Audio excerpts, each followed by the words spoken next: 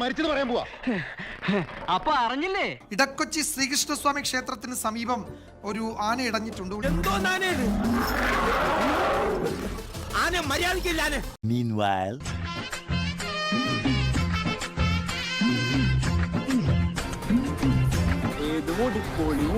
ഇനിയിപ്പോ എങ്ങനെയാ കാര്യങ്ങൾ? ഉത്സവത്തിന് കൊണ്ടുവന്ന ആനയാണ് അവിടെ ഇടഞ്ഞിട്ടുള്ളത്. അവിടെ എഴുന്നള്ളത്തിന് കൊണ്ടുവന്ന ആനയാണ് ഇടഞ്ഞത്. അത് നാട്ടുകാരൊക്കെ പ്രാണരക്ഷാർത്ഥം ഓടുന്നത് നമ്മൾ കണ്ടു. ചില വാഹനങ്ങൾ അത് മറിച്ചിടുകയും തകർക്കുകയും ഒക്കെ ചെയ്തിട്ടുണ്ട്.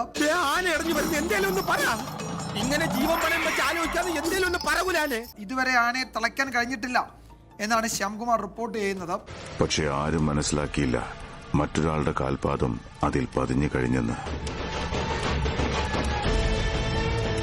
ഈ തെണ്ടി എന്തിനാ അവിടെ കയറിയിരിക്കണേ? അതാ ഞാനും ആലോചിക്കുന്നത്. പിടിച്ചു മാറ്റവനെ. പക്ഷെ ഈ കാഴ്ചക്കാരായി എത്തിയ അതിന്റെ ചുറ്റും നിൽക്കുന്ന ആളുകൾ അത് അവിടെ വന്ന് ഇരുന്നൊക്കെയാണ് കാഴ്ച കാണുന്നത്. ഇന്ന് നമുക്ക് ഇവിടെ തന്നെ കൂടാ.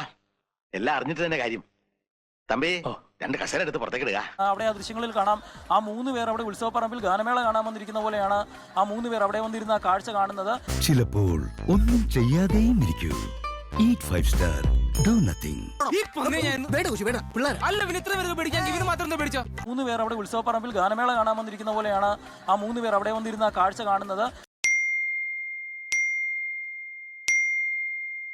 വല്യമ്മാവനും നടുക്കത്തമ്മാവനും ഒടുക്കത്തമ്മാവനും എല്ലാരും ഉണ്ടല്ലോ. അത്തരത്തിലുള്ള ആളുകളാണ് ഈ അപകടം വിളിച്ചു വരുത്തുന്നത്.